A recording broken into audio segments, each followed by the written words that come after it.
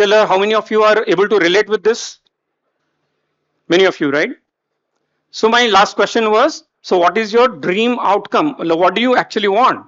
So the answer was, I want a business which is in autopilot so that I can actually focus on growth. So this is a backstory where the transition from unorganized to organized comes. So I'll explain what is unorganized. So let me begin with the slides now.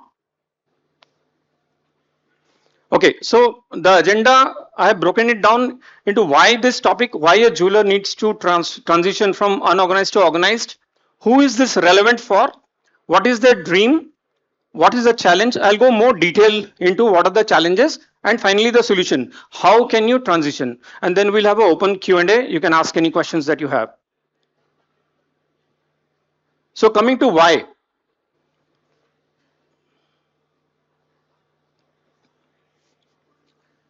So moving from unorganized to organized retail is like polishing a rough diamond, revealing its true brilliance.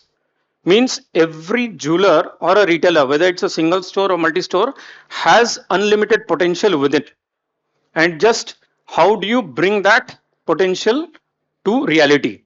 So it is not that you're trying to achieve something new, it is already within you. You just unlock the potential. So that is the reason why you should continuously challenge yourself from current state to the dream state that you have. Who is this relevant for? So what we will do is we'll understand the types of retailers in the country. If you can see this, this is a standalone jeweler, which is typically one store retailer. Then comes a medium sized jeweler, let's say 2 store to up to 10 store. This definition I picked up from a recent World Gold Council report. And then we have regional jewelry chains, which are 10 plus stores, but limited to, let's say, one state or a couple of states within a region. And finally, we have national jewelry chains who have presence in most of the regions across the country. So this is the definition: 10 plus stores, and 2 to 10 store is medium size, 1 store in a single city is standalone. And this is the industry definition: unorganized to organized. So what is happening currently in the country? If you can see, barring the standalone jeweler, medium size, regional, national, all of them are growing in terms of taking away the market share from the country. From whom? From standalone jewelers. So it is not that standalone jewelers are not performing. Many of the standalone jewelers actually have become medium sized jewelers, and hence the share of standalone jewelers have reduced because they themselves have moved to the next category, and from medium to regional, regional to national. This is the shift in the last, let's say, 20 years. The share of organized retailer, the regional jewelers and national jewelers, was about 5% in India, which has moved to close to 40%. Anyone can guess how many regional and national jewelers are there in the country? Any rough estimate, anyone?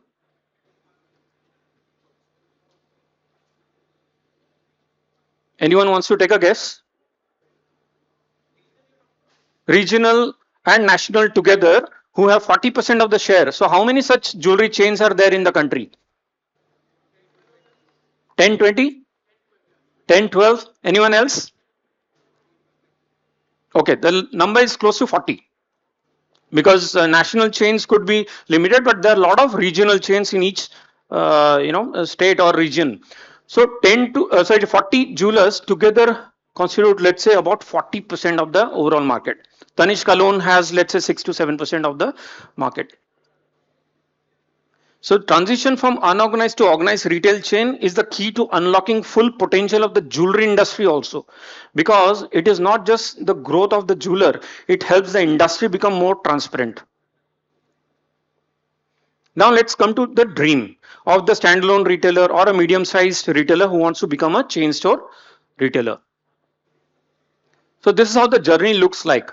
When you have a small store, you want to optimize that store first. Double the sales, double the profit of that store. वो हो गया. But कब तक? You cannot milk a cow endlessly, right? So there's a limit till which you can grow sales from one single store. That's why Tanishq is opening so many stores. Otherwise, everyone would have grown from one store. So there's a limit, there's a ceiling till which you can grow faster from one store. Then you move to a bigger store. A lot of jewelers who had 100 200 square feet store moved to a couple of thousand square feet store. So that's a natural evolution from single store. Then they move to multiple stores in the same city, neighboring city, or in the same state. Then regional chain, national chain, and now as we see, a lot of national chains have actually got into international chains. They're opening doors in the US or Middle East or other countries.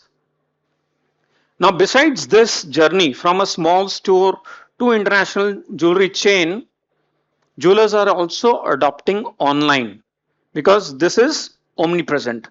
You can use online to actually straight away get into this level. You don't need all these layers. So that is the beauty of online. Mix this two, comes omni-channel, which is the future of jewelry retail. Now I'll share some examples of chain store jewelry retail in India. So Malabar, Tanishq, and Kalyan. These are published numbers. As you see, it's about just 30 odd years, and they're able to build 50,000, 40,000, or 20,000 crore business in about 30 years. Whereas at the same time, there are a lot of standalone jewelers or mid-sized jewelers who have been more than, let's say, 50, 60, 80 years and still has not reached that. So potential is there, but what is stopping them from reaching there is what we will uncover today. So what is the challenge? What is stopping them? External or internal? So how many people think it's an external problem what is stopping them from growing? Can you raise your hand please? No hands? Okay. And how many do you think it's an internal problem? Okay. Great. So I think you already know the answer. So let's reveal. But yet there are some external challenges, right? So let's see what are the external challenges, and internal is definitely the main reason. Let's see what are the external challenge. So when I ask a lot of these jewelers whom I'm consulting, what is stopping you from growth? Some of them think it is the competition. What is competition? Let's say a national jeweler or regional jeweler has opened stores, multiple stores in the same city. Obviously, they will take some customer of that city. So that jewelers, loyal, some of the customers who are brand friendly, brand conscious, are moving to the national regional chains.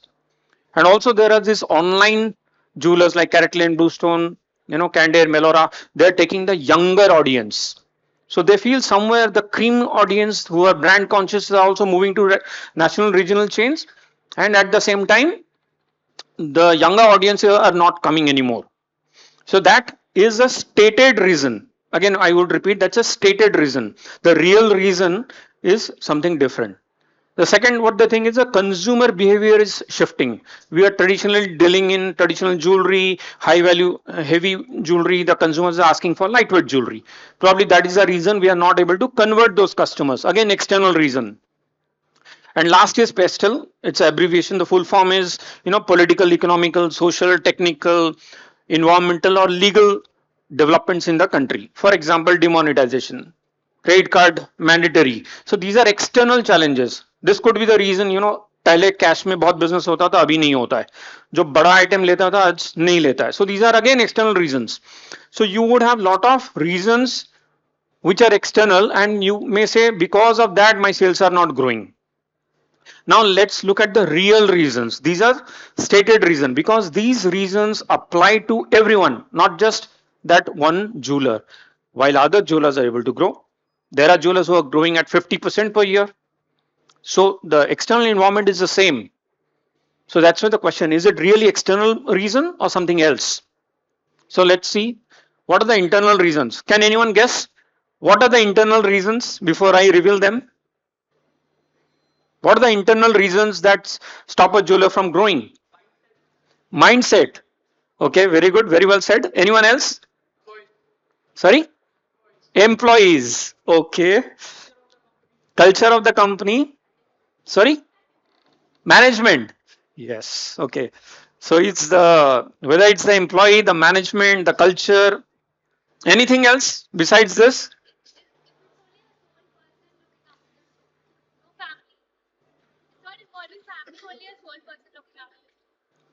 The sole person, the main person responsible for the business. Okay. Compliances. Okay. So we're coming closer to the answer. Any more guesses before I reveal? We are the bottleneck of ourselves. So usually where is the bottleneck in a bottle? It's at the top, right? We are trying to find the bottleneck is somewhere below, but the bottleneck is usually at the, always at the top. So we'll reveal, why is it so? So as you would see, as you rightly mentioned, we are the reason. So basically, we are our own limit, and if we change, it's limitless growth. So leadership is the number one reason. Again, I'm not here to teach you jewelry business. You all are experts in your own domain. This is something which I happen to uncover while having dialogue with a lot of jewelers. What is the stated problem and what is the real problem? What is stopping growth? I'll show a lot of examples for you to understand. First is leadership, and second, as Akshay rightly said, employees. It's not employees, it's actually the execution, the way they are executing. Why, again, that's a stated problem, but why they are not able to execute is the underlying problem. So two simple reasons, most of the reasons are covered here. It's a leadership problem or execution problem. Let's understand more. So there's a famous quote which is, life is 10% what happens to us and 90% how we react to it. So I've just used that to extrapolate. 10% are external reasons, they're valid reasons. COVID was a valid reason, business can slow down, but we all bounced back. So the major reason is internal. So now let's go deeper into what are the internal challenges. So leadership we identified was a problem. What is the problem within leadership? Can anyone want to take a guess? Let's go deeper. आपने बताया कि we are the problem, but क्या है leadership के अंदर? क्या problem है? Mindset, focus, sink में नहीं है, कोऑर्डिनेशन नहीं है. Sorry, following the old generation, tradition. अच्छा, ट्रेडिशन फॉलो कर रहे हैं, जनरेशनल गैप है. Okay, shall I reveal? Vision. So काफी सारे रीजन है. One of that is vision. Have you all heard the saying, where there is a will there is a way. अगर आपका vision है, रास्ता भी है, बट प्रॉब्लम क्या है? विजन है क्या? So abhi tak, I was fortunate to consult 450 plus jewelers. Some jewelers, when I say what is your goal, the answer is business is stagnant for 2-3 years. 20% साल का growth हो जाए तो मजा आ जाए. So that's one. Some jewelers say double करना है cell, cell double चाहिए, प्रॉफिट डबल चाहिए. And some jewelers, as I gave an example, 10,000 crore पहुंचना है. Now it all starts from here. How big are you able to think? क्योंकि आप अगर सोचोगे ही नहीं, आपको रास्ता दिखेगा भी नहीं. So that's what leadership, कि आप कहां तक सोच सकते हो. That's step one, vision. उसके बाद है स्ट्रेटेजी. स्ट्रेटेजी देखो, इन सिंपल टर्म्स क्या है? पाथ. जाना कहां है पता है, कैसे जाएं. दैट्स सिंपल टर्म्स में स्ट्रेटेजी. और कुछ नहीं है कि जाएं कैसे, क्योंकि वहां जहां हम जाना चाहते हैं, बहुत लोग जाना चाहते हैं. जो कस्टमर को हम पाना चाहते हैं, बहुत लोग उसको भी पाना चाहता है. तो स्ट्रेटेजी इन सिंपल टर्म्स, उस कस्टमर को हम कैसे ले लें. How do we win the customer against the competitor. हम ऐसा क्या करें जिससे वो ग्राहक हमारे पास आ जाए, कॉम्पिटिटर के पास ना जाए. वही स्ट्रेटेजी है सिंपल शब्द में. तो काफी टाइम क्या होता है, विजन है बट पहुंच नहीं पा रहे, ये क्लियर नहीं है. तो पहला लेयर, विजन क्लियर नहीं है. अगर विजन क्लियर है, पाथ क्लियर नहीं है. जाना है, सपना है, जा नहीं रहे, क्योंकि कैसे जाना वो नहीं पता है. अब मान लो ये भी पता हो गया, कहां जाना है पता है, कैसे जाना पता है, फिर भी नहीं जा पा रहे. एक और लेयर नीचे चलते हैं. कैन एनीवन गेस क्या रीजन हो सकता है? जाना कहां है पता है, कैसे जाना वो भी पता है, फिर भी नहीं जा पा रहे.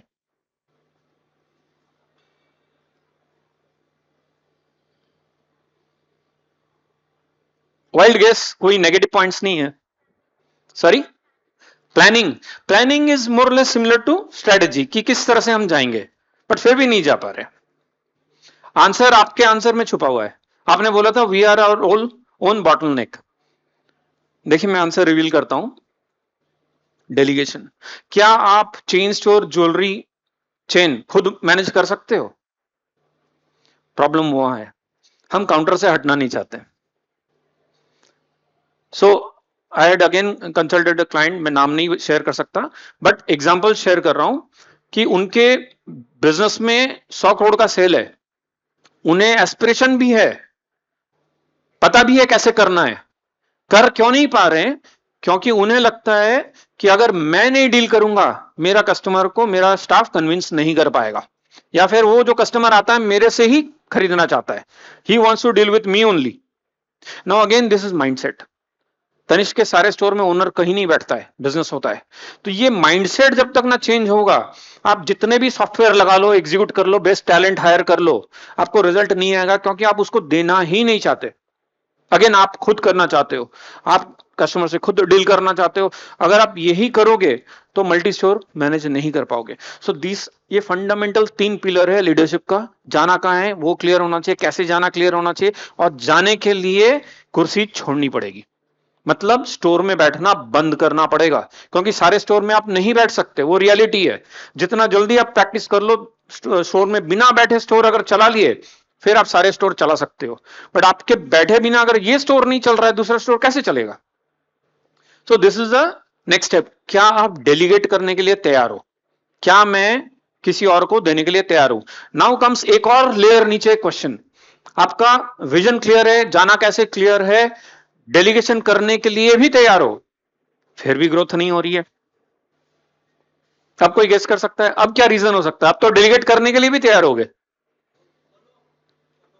हाँ जी, फॉलो अप।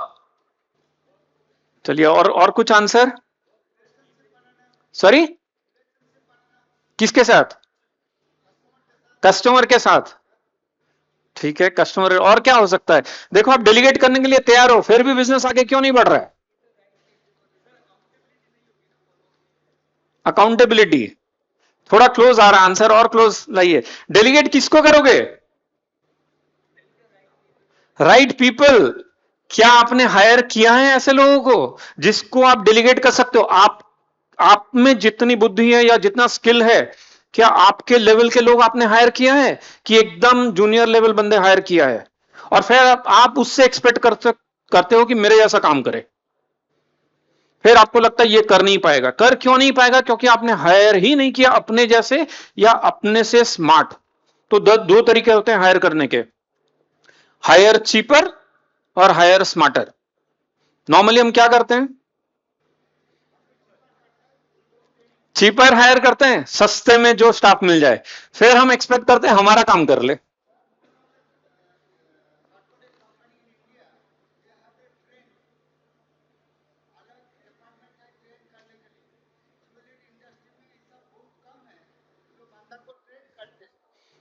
सो ट्रेनिंग का भी गैप्स है, but at the same time जैसे मैंने बताया कि 40 ज्वेलरी रिटेल चेन ऑलरेडी बन चुके हैं, मतलब सोल्यूशन है। अगर वो बन पाते हैं, हम क्यों नहीं? तो कहीं ना कहीं सोल्यूशन है। तो देखिए, पहला है टीम। एग्जीक्यूशन अगर करवाना है तो किससे करवाओगे? यही अगर ठीक नहीं है, आप कुछ भी कर लो फिर भी रिजल्ट नहीं आएगा। ये बहुत सिंपल है, मैं कोई भी कॉम्प्लिकेट करके आपको नहीं बता रहा हूं, जार्गन्स नहीं यूज कर रहा हूं। ये सिंपल टर्म्स है। अच्छी टीम बनानी पड़ेगी। टीम बनाने के बाद सिस्टम, आपने टीम अच्छी बना दी, 5 स्टोर खोल लिया। अब प्रॉब्लम क्या होता है? रियल एग्जांपल, जो मेरे दूसरे ज्वेलर जिनके पास मल्टीपल स्टोर है, एक ज्वेलरी स्टोर का मैनेजर, हम लोग रिव्यू कॉल करते हैं हर हफ्ते, एक ज्वेलरी स्टोर का मैनेजर कंप्लेन करता है, सर मेरा एक कस्टमर आया था, मेरे से 2-3 लाख का डील हो रहा था, वो कस्टमर हमारे ही दूसरे स्टोर में जाके खरीद लिया क्योंकि वहां 10% ज्यादा डिस्काउंट मिला। सेम ओनर है, उन्हीं का मल्टीपल स्टोर है, एक दूसरे से लड़ रहे। मतलब सिस्टम, एसओपी, प्रोसेस, किस तरह से हम काम करेंगे वो नहीं क्लियर हुआ है। इसका मतलब हम कैसे काम कर रहे हैं? हर दुकान अपना इंडिपेंडेंट स्टोर की तरह अपने हिसाब से काम कर रहा है। अगर हमें ब्रांड बनाना है, चेन स्टोर, मतलब हर स्टोर में सेम एक्सपीरियंस होना चाहिए। वहां आता है प्रोसेस। आपने टीम तो अच्छी बना ली, वो सेल ला सकते हैं, बट वो एक दूसरे से लड़ रहे हैं क्योंकि हमने सिस्टम, एसओपीस क्लियर नहीं किया कि हम किस तरह से काम करेंगे। और सिस्टम्स बनने के बाद आता है मार्केटिंग। आप ज्यादातर देखोगे सिंगल स्टोर में काफी साल से, 10 साल, 20 साल, 40 साल से बिजनेस कर रहे हो, आपका ऑलरेडी एक कस्टमर बेस बना हुआ है, एक रिलेशनशिप बना हुआ है, तो वर्ड ऑफ माउथ से ही ग्राहक आते हैं। आप बहुत ज्यादा मार्केटिंग स्पेंड नहीं करते हो, बट अगर आप दूसरे शहर में जा रहे हो, you can not expect the same thing कि मैं मार्केटिंग नहीं करूंगा और फिर भी बिजनेस आएगा, क्योंकि नए शहर में लोग आपको नहीं जानते हैं। जिस तरह से आपका रेपुटेशन ट्रस्ट बना हुआ है 30-40 साल में, नए शहर में नहीं बना हुआ है। आपको मार्केटिंग अडॉप्ट करना पड़ेगा। और चौथा, फाइनली, आप मार्केटिंग करोगे। जब आप मार्केटिंग कर रहे हो मतलब आप किसी और के ग्राहक को लेना चाह रहे हो, आपको लगता है वो बैठा रहेगा कि उसके ग्राहक आपके पास चली जाए, कंपटीशन और बढ़ जाएगा। इसका मतलब इनोवेशन करना पड़ेगा, कुछ नया करना पड़ेगा। आप जो कर रहे हो आज नहीं तो कल कॉम्पिटिटर करना चालू करेगा।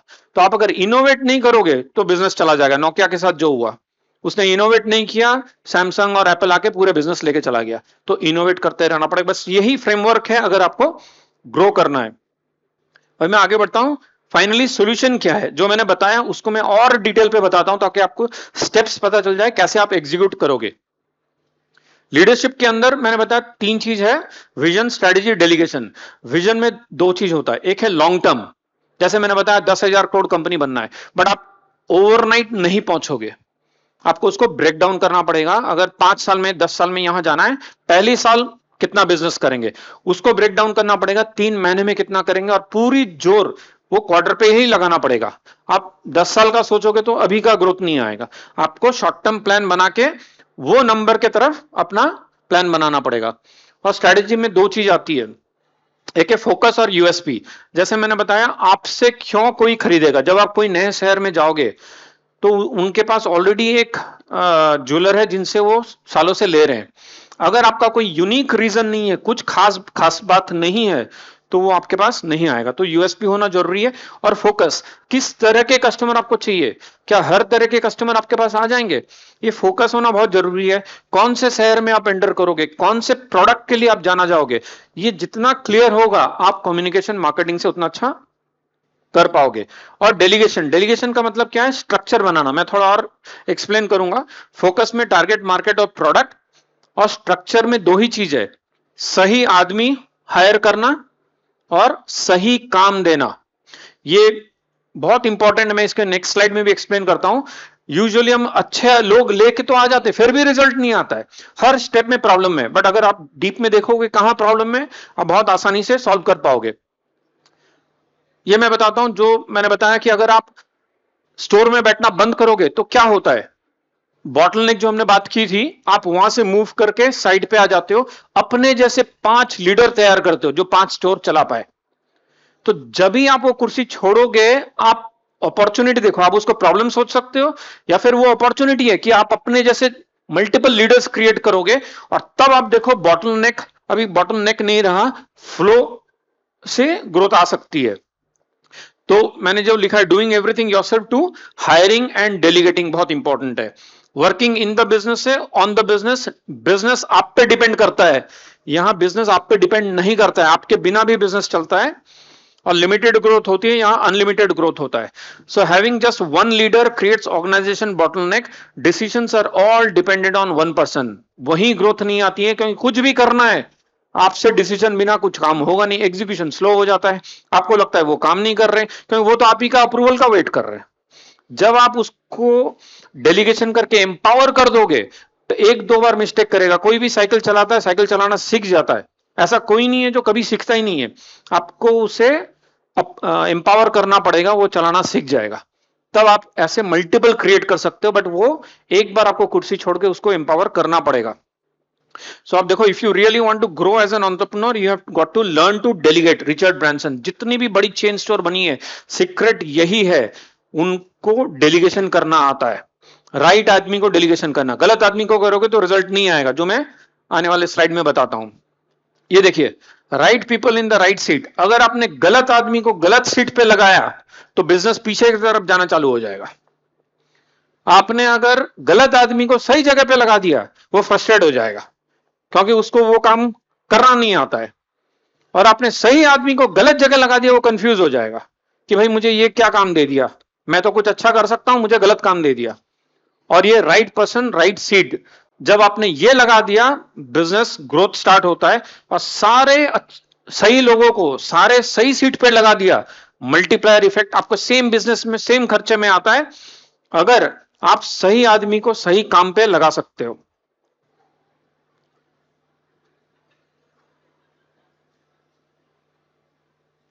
अभी एग्जीक्यूशन के अंदर चलते हैं। हमने बात की टीम, सिस्टम्स, मार्केटिंग, इनोवेशन, यही 4 चीज होता है। उसके अंदर क्या होता है मैं थोड़ा बताता हूं, फिर हम Q&A करेंगे। देखिए टीम के अंदर सबसे पहले एक्विजिशन, मतलब टैलेंट, जो अच्छा टैलेंट है, जैसे मैंने बताया हायर चीपर या हायर स्मार्टर। अच्छा टैलेंट कैसे आप अक्वायर करोगे? जो ऑलरेडी टैलेंट है उसे भी डेवलप करना पड़ेगा। कितने, जैसे आपने अभी बताया कि हमारे यहाँ स्ट्रक्चर्ड ट्रेनिंग प्रोग्राम नहीं है, इंस्टीट्यूट्स नहीं है, तो जो आपके पास टैलेंट है वो डेवलप भी नहीं हो रहे क्योंकि हम ट्रेनिंग पे इन्वेस्ट ही नहीं कर रहे हैं। अगर वो डेवलप होंगे जितना जल्दी, उतना जल्दी आप कुर्सी से बाहर आ सकते हो और ग्रोथ की तरफ जा सकते हो।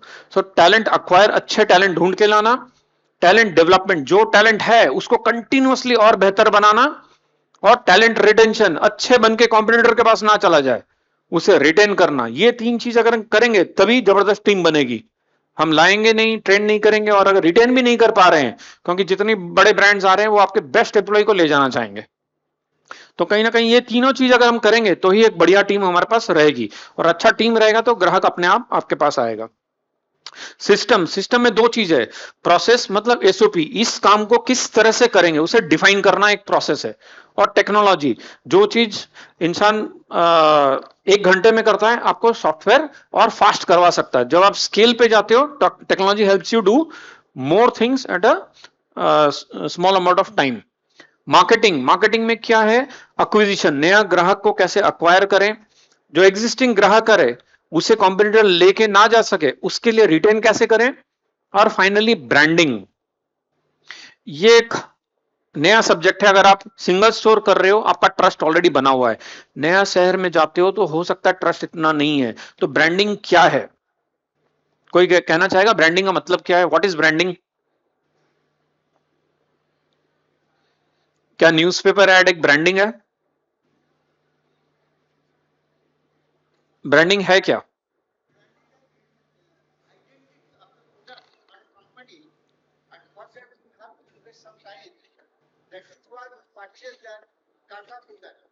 सो एक आइडेंटिटी है, ठीक है।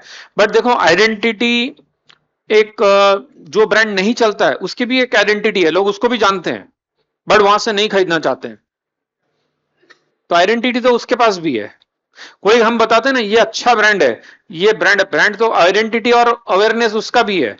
फॉर एग्जाम्पल आपको अगर कोई मूवी का फुल पेज ऐड आता है, अवेयरनेस हो गया, पता भी चला ये मूवी है, बट अगर किसी ने फ्रेंड ने बता दिया कल देख के आया था बिल्कुल बकवास मूवी है, क्या आप जाओगे उस मूवी के पास देखने जाओगे? अवेयरनेस क्रिएट कर दिया, आइडेंटिटी भी क्रिएट कर दिया, हीरो हीरोइन सब आके अवेयरनेस भी क्रिएट कर रहा है, फिर भी आप नहीं जाओगे, तो ब्रांड है क्या?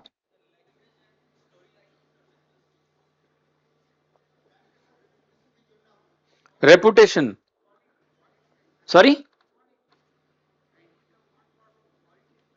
Quality, word of mouth. देखो इन्होंने बहुत अच्छा आंसर दिया। ब्रांडिंग ये नहीं है कि हम अपने बारे में क्या बोलते हैं, हर प्रोड्यूसर डायरेक्टर अपने मूवी को बताएगा कि बहुत जबरदस्त सुपरहिट मूवी है, 5 स्टार पेपर में भी आ जाएगा, बट आपके दोस्त अगर बोलेंगे ये मूवी अच्छी नहीं, आप नहीं जाओगे, तो वर्ड ऑफ माउथ। तो ब्रांडिंग ये नहीं कि आप अपने बारे में क्या कहते हो, लोग आपके बारे में क्या कहते हैं, वो ब्रांडिंग है। तो ये चीज जो है ना, सिर्फ एडवर्टीजमेंट तो न्यूज़पेपर आप दे रहे हो, गूगल में जो रिव्यू आता है उसे हम ज्यादा ट्रस्ट करते हैं, बट वो भी आजकल मैनिपुलेट हो जाता है। बट जो रियल फ्रेंड जो आपको बोल रहा है उसे आप ज्यादा ट्रस्ट करोगे, तो वो एक्चुअल ब्रांडिंग है। और फिर इनोवेशन, जैसे मैंने बताया कि प्रोडक्ट को कंटिन्यूअसली इनोवेट करते रहना है। तो एक्विजिशन में देखो अच्छे टैलेंट आसानी से नहीं मिलते हैं, काफी टाइम ज्वेलर विजन भी तैयार है, स्ट्रेटजी तैयार है, बट वो हायर नहीं कर पा रहे हैं। क्यों नहीं हायर कर पा रहे हैं? क्योंकि आपकी ब्रांड की जो रेपुटेशन है वो जबरदस्त नहीं है। एक अच्छा टैलेंट अच्छे कंपनी पे ही जाना चाहेगा, हर अच्छा टैलेंट अच्छे कंपनी में काम करना चाहेगा। जब तक ना आप एम्प्लॉयर ब्रांडिंग बनाओगे, जैसे कंज्यूमर को अट्रैक्ट करने के लिए मार्केटिंग करते हो, वैसे एम्प्लॉय भी अट्रैक्ट करने के लिए आपको मार्केटिंग करना पड़ेगा कि आपकी ब्रांड में क्या खासियत है, क्यों आपकी ब्रांड पे वो जुड़ के काम करे। सो एम्प्लॉयर ब्रांडिंग होता है। उसके बाद बेस्ट टैलेंट, जैसे मैंने बताया हायरिंग चीप और हायरिंग द बेस्ट। डेवलपमेंट, कैसे आप अपने जैसे दूसरे नेक्स्ट लेवल लीडर्स बनाओगे। आपका काम एकदम नीचे लेवल लीडर बनाना नहीं है, अपने डायरेक्ट रिपोर्ट को लीडर बनाना है ताकि वो अपने नीचे लीडर बनाए और ये पूरा साइकिल चलता जाएगा। बट आप अगर पहला लेवल लीडर नहीं क्रिएट कर पा रहे हो, आपके नीचे लेवल पे लीडर कैसे क्रिएट होंगे। तो ये एक स्किल है जो आपको भी सीखना है। सो कंटिन्यूअस लर्निंग अगर आप करोगे, आप स्किल करोगे अपने आप को, तो आप अच्छे लीडर बना पाओगे। और फिर उनको ट्रेनिंग देनी है कि लीडर कैसे बनाते हैं। हर कोई सीख के नहीं आता है। जो खुद परफॉर्म करता है उसे लीडर्स बनना मतलब खुद परफॉर्म करना नहीं है, लोगों से करवाना। और ये सीखना पड़ता है। किसी किसी को नेचुरली आता है, बट ज्यादातर लोगों को ये नहीं पता काम कैसे कराते हैं। उन्हें आप लीडर बनाते हो, फिर भी वो खुद ही काम करने लग जाते हैं कि चलो मैंने रिस्पॉन्सिबिलिटी ले ली थी, मैं ही काम करता हूं। बट लीडरशिप वो नहीं है।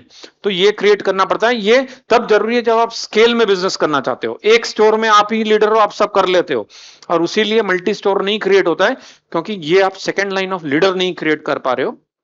रिटेंशन, जो एम्प्लॉय आपके साथ जुड़ा है, क्या आप उसको ग्रोथ दे रहे हो। अगर उसकी करियर में ग्रोथ नहीं है, वो नहीं टिकेगा, वो कहीं ना कहीं चला जाएगा। तो रिटेंशन के लिए करियर प्रोग्रेस देना जरूरी है।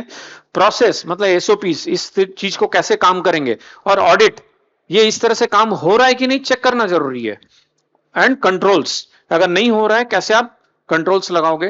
टेक्नोलॉजी में ERP, CRM, e commerce, inventory management, ये सारा आ जाता है। एक्विजिशन में आप ऑनलाइन भी अक्वायर करते हो कस्टमर, ऑफलाइन से भी लाते हो। रिटेंशन के लिए एनपीएस होता है, नेट प्रोमोटर स्कोर। जैसे हम अमेजॉन, स्विगी, जोमेटो कहीं से भी खरीदते हो, आपको रेटिंग पूछा जाता है। इस तरह से जब आप रेटिंग लोगे, आपको पता चलेगा कस्टमर खुश हुआ कि नहीं हुआ। अगर नहीं हुआ तो दोबारा नहीं आएगा, बट आप पूछोगे नहीं तो आपको पता ही नहीं चला कि कस्टमर आपसे खुश हुआ कि नहीं। फिर ब्रांडिंग, जो एक 5 V's फॉर्मूला है बेसिकली। आपका विजन, वैल्यूज, वैल्यू प्रपोजिशन मतलब क्या आपका यूनिकनेस है, आपका विजुअल कैसे दिखाते हो, और वॉइस, क्या टोन पे आप बताते हो। ये पांचों का कॉम्बिनेशन बनता है आपका ब्रांडिंग। और प्रोडक्ट में किस तरह के रेंज और क्वालिटी आप लेके आते हो, यही चीज है जिससे, अच्छा एक सब बैक चलता हूं, जिससे एग्जीक्यूशन आप बिल्ड कर सकते हो। तो फाइनली ये चीज अगर आपने कर लिया, तो ये है ट्रांसफॉर्मेशन जो आप देखते हो। एक सिंगल स्टोर से multi store chain, owner driven से प्रोसेस ड्रिवन, ट्रेडिशनल से मॉडर्न, फैमिली बिजनेस से कॉर्पोरेट, ऑफलाइन रिटेल से ओमनी चैनल, बिजनेस से ब्रांड बनता है, प्रॉफिट ड्रिवन से पर्पस ड्रिवन, मी टू मतलब एक जैसा बिजनेस से आप हटके कुछ स्टैंड आउट करते हो। प्राइस वॉर, ज्यादातर जो लोग कहते हैं कि प्राइस कंपटीशन हो रहा है, एक और ज्वेलर जीरो मेकिंग चार्जेस पे बेच के बिजनेस लेके जा रहा है, उससे भी फर्क नहीं पड़ेगा आपको जब आप ब्रांड बिल्ड कर लोगे। हायर प्रॉफिट्स रहेगा, लोकल से ग्लोबल, और स्लो ग्रोथ से फास्ट ग्रोथ की तरफ आप जा सकते हो। सो फाइनल कंक्लूजन में मैं कहना चाहूंगा, the shift to organize retail is not just about better sales. सिर्फ ज्यादा सेल्स करने के लिए ये शिफ्ट नहीं करना है। It's about enhancing trust, transparency and consistency with customers. जो आप एक्सपीरियंस क्रिएट करोगे, उसके लिए आपको ये शिफ्ट करना जरूरी है। So with this I would invite any questions. अगर कुछ क्वेश्चंस है आपको पूछ सकते हैं। हाँ जी, 5V ब्रांडिंग का। चलिए उस पे चलता हूं। मुझे पता था इस तरह का क्वेश्चन आ सकता है, तो मैंने ये स्लाइड बैकअप पे रखा हुआ था।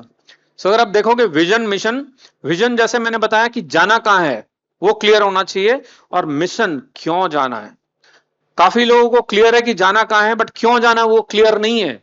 अगर आपको सिर्फ यह है कि 10,000 करोड़ की कंपनी बनानी है, कोई कस्टमर आपसे इसलिए नहीं खरीदेगा क्योंकि आपको 10,000 करोड़ का कंपनी बनाना है।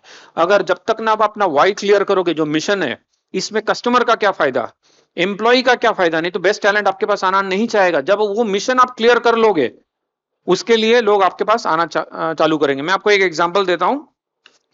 जो धीरू भाई अंबानी का एक मिशन था, जब उन्होंने रिलायंस मोबाइल लॉन्च किया था, एक स्लोगन था, किसी को याद है,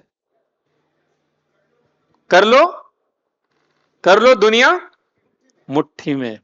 तो एक मोबाइल में क्या है, पूरी दुनिया है। आप देखो, वो मिशन में जादू था। उनको कितना बड़ा बिजनेस करना था, उससे लोगों को इंटरेस्ट नहीं था, बट वो जो एक स्लोगन था ना, कर लो दुनिया मुट्ठी में, ये था मिशन। कि उनको चाहिए था कि हर इंसान को एम्पावर करना है कि मोबाइल के द्वारा पूरे दुनिया में क्या हो रहा है उसको वो एक्सेस कर सके, किसी से भी बात कर सकता है। ये उनका मिशन था। मैं एक और एग्जांपल दूंगा। एयर डेक्कन के जो फाउंडर थे कैप्टन गोपीनाथ, कितने लोगों को उनके बारे में पता है। उनका मिशन क्या था। He wanted to He wanted to have everybody. Everybody fly. Yeah. Yes, उनका एक सपना था कि हर इंसान को हवाई जहाज में बैठाना है। अभी देखो उनका विजन हो सकता है बड़ा बिजनेस करना है, बट मिशन क्या था? हर इंसान को हवाई जहाज में बैठाना पड़ेगा। मैं डबल क्लिक करके थोड़ा और अंदर चलता हूं, क्यों ऐसा उनका मिशन था। मैंने ये पढ़ा हुआ है, मैंने वैलिडेट नहीं किया है। तो ऐसा था कि पहले वो मान लो एक मैदान में खेल रहे थे जब बच्चे थे, उनको दिखता था हवाई जहाज आसमान से उड़ के जा रहा है, उनको हमेशा सपना होता था बड़ा होके मैं भी हवाई जहाज में बैठूंगा। तो वो बन गए कैप्टन गोपीनाथ, वो पायलट बन गए। अब जब वो पायलट बन के हवाई जहाज चला रहे थे, उन्होंने देखे बहुत सारे बच्चे नीचे जमीन में चल रहे हैं, या बहुत सारे लोग हैं जो शायद जिंदगी में कभी हवाई जहाज में बैठ नहीं पाएंगे। तो उन्होंने देखा मैंने अपना सपना तो पूरा कर लिया, बट इन लोगों का सपना कौन पूरा करेगा। तब उन्होंने डिसाइड किया हर इंडियन को मुझे हवाई जहाज में बैठाना है। That was his mission. और इसके लिए उन्होंने किया क्या, सिर्फ सोचा नहीं, that was the first airlines जो हर फ्लाइट में 1 रुपए में टिकट दिया था। कितने लोगों को याद है एयर डेक्कन में 1 रुपए में टिकट मिलता था? 1 रुपए का। I know a friend who has got that 1 रुपए का टिकट। 1 रुपए में फ्लाइट का टिकट मिला था। ऐसा नहीं कि सारे टिकट्स थे, 4 टिकट हर फ्लाइट में 1 रुपए का था। रीजन क्या था, कुछ तो 4 लोग होंगे जो उसका मौके का फायदा ले सकते हैं, जिनके पास ज्यादा पैसा नहीं है वो भी चढ़ पाएंगे। That was the power of the mission. इससे ब्रांड बनता है। आपको लगेगा इस तरह का अगर आपका मिशन होगा तो लोग आपके पास आना चाहेंगे कि डिस्काउंट से आना चाहेंगे? देखो डिस्काउंट देते हो ना आप, एक ट्रांजैक्शनल रिलेशनशिप बनाते हो। कल डिस्काउंट बंद, ग्राहक आना बंद, कोई ज्यादा डिस्काउंट दिया वहां चला गया। ये जब आप करते हो आप एक इमोशनल रिलेशनशिप बनाते हो। वो डिस्काउंट भले जितना भी दे दे फिर भी नहीं जाना चाहेगा, क्योंकि उसका एक मिशन है। वैसे ही वैल्यूज, क्या चीज आपके लिए इंपॉर्टेंट है जिसको आप कंप्रोमाइज नहीं करोगे। जैसे आपने टाइटन या टाटा का एग्जांपल दिया, एक वैल्यूज ड्रिवन कंपनी है, वो एथिकल प्रैक्टिसेस को सबसे ज्यादा इंपॉर्टेंस देती है। तो हम सबको पता है कि एक वैल्यूज कितना इंपॉर्टेंट है उनके लिए। वैसे वैल्यू प्रोपोजिशन मतलब ब्रांड का प्रॉमिस क्या है। जैसे फॉर एग्जांपल कोई जो लोग कहते हैं 30 days no question asked return policy, ये प्रॉमिस है। तो क्या आपके वैल्यू प्रोपोजिशन है, मतलब कस्टमर के लिए क्या आप प्रॉमिस कर रहे हो, गारंटीज क्या क्या देते हो, वो है आपका वैल्यू प्रोपोजिशन।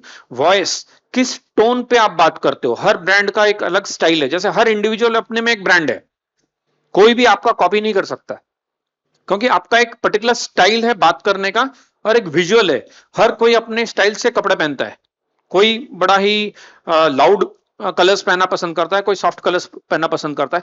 तो वैसे ही हर ब्रांड का एक विजुअल आइडेंटिटी होता है। जैसे आपने बताया था एक आइडेंटिटी जरूरी है, तो ये डिफाइन करना जरूरी है, नहीं तो हर स्टोर अलग दिखेगा, फिर वो ब्रांड नहीं बनेगा। तो एक स्टैंडर्डाइज्ड विजुअल, स्टैंडर्डाइज्ड वॉइस, किस तरह से वो ब्रांड के लोग बात करते हैं, ये डिफाइन होता है, तब जाके एक कंसिस्टेंट ब्रांड बनता है। क्या ये आंसर हुआ आपका 5 V's का question? Most welcome. Any other questions? करने के लिए क्या क्या करना चाहिए आपके? स्टाफ को रिटेंशन करने के लिए क्या क्या करना चाहिए। इसके पहले देखो मैं हमेशा बोलता हूं डबल क्लिक करो, स्टाफ को चाहिए क्या वो जान लो। अगर आप वो जान लोगे और उसको वो दे दोगे, वो रिटेन हो जाएगा। अब आप सोचो कि अगर आप स्टाफ हो, आपको चाहिए क्या, क्या चाहिए एक स्टाफ को सिंपल शब्द में? सॉरी, सैलरी और पोस्ट। सैलरी और पोस्ट मिल रहा है फिर भी तो लोग छोड़ के जाते हैं। इंसेंटिव मिल रहा है फिर भी लोग छोड़ के जाते हैं। सॉरी, एनवायरमेंट, चिक चिक नहीं चाहिए, राइट, एक अच्छा एनवायरमेंट चाहिए। और क्या चाहिए? ग्रोथ चाहिए। सैलरी मिल रहा है, इंसेंटिव मिल रहा है, पर साल के एंड में ग्रोथ नहीं मिल रहा है, 2-5% मिल रहा है।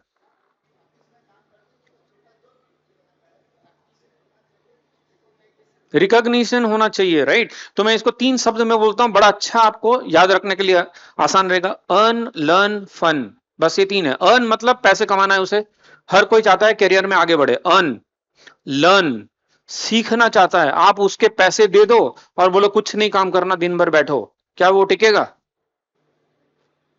कब तक मजा आएगा उसको? मतलब लोग सीखना भी चाहते हैं। क्या उसको आप चैलेंजिंग काम दे रहे हो कि बोरिंग काम दे रहे हो? वो चला जाएगा। अच्छा टैलेंट रहेगा, उसको चैलेंज चाहिए, मतलब लर्न चाहिए। क्या उस पर आप इन्वेस्ट कर रहे हो, ट्रेन कर रहे हो, कोचिंग कर रहे हो, मेंटोरिंग कर रहे हो? अर्न कराओ उसको, लर्न कराओ और फन। इतना काम दे दिया, इतना सीख गया, वो बोर हो गया कि मजा नहीं आ रहा है, सिर्फ काम काम काम। फन, ये 3 चीज ही चाहिए उसको इन नटशेल। अर्न करना चाहिए, लर्न करना चाहिए और फन करना चाहिए। क्या आपका क्वेश्चन आंसर हुआ? Any other questions from anyone? हाँ जी, do you have time ma'am, do you have time? 5 minutes. Hi good evening sir. Yes. Sir एक मतलब मैं एक छोटा सा एग्जांपल आपसे शेयर करना चाहता हूँ। एक कंपनी ऐसी है जिसका मैनेजर या जिसका एम्प्लॉय 1 लाख में भी नहीं बिकता है, और एक कंपनी ऐसी है जिसका एम्प्लॉय एक दारू की बोतल में बिक जाता है सर। तो ये जो कल्चर डिफरेंस है, हम लोग कैसे क्रिएट कर सकते हैं? एक बार दोबारा क्वेश्चन बताइए। 1 लाख में नहीं मिलता है सर एक एम्प्लॉय है जिसको कंपनी का लॉस एंड प्रॉफिट खुद का लॉस एंड प्रॉफिट लगता है, और एक एम्प्लॉय है जिसको सिर्फ अपनी सैलरी से मतलब है। तो सर वो ट्रांजिशन कैसे डेवलप किया जा सकता है? बहुत बहुत बढ़िया और बहुत रियलिस्टिक क्वेश्चन है। देखो, मैं डायरेक्ट आंसर नहीं देना चाहता हूं क्योंकि बहुत आसान हो जाएगा। आप गेस करो क्या है, क्या रीजन हो सकता है? सर ये ऑल ऑफ सडन अभी दिमाग में आया तो मैंने पूछा आपसे। अच्छा, चलिए ठीक है। और कोई आंसर करना चाहेगा बिफोर आई आंसर? क्या एक रीजन है कि एक एम्प्लॉय चाहे लाख रुपए दो फिर भी नहीं जाना चाहता है, और इन्होंने बताया एक दारू की बोतल में भी चला जाएगा? हाँ जी, nature of the person, but same person will behave differently. देखो, हम रास्ते में स्पिट कर लेते हैं, एयरपोर्ट में नहीं करेंगे। The same person behaves in different environment differently. हम बाहर कंट्री में जाएंगे तो बिहेव करेंगे, हमें पता है वहां अलाउड नहीं होगा।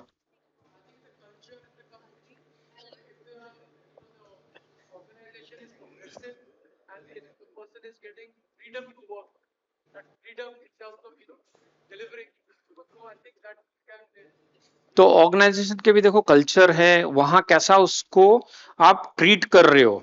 सो देयर इज अ कोट, मैं भूल गया किसका कोट है। It says train a employee well and he will leave you. आप किसी एम्प्लॉय को अच्छे से ट्रेन करो, वो आपको छोड़ के चला जाएगा, क्योंकि सीख लिया, कोई ज्यादा पैसे देके लेके जाएगा।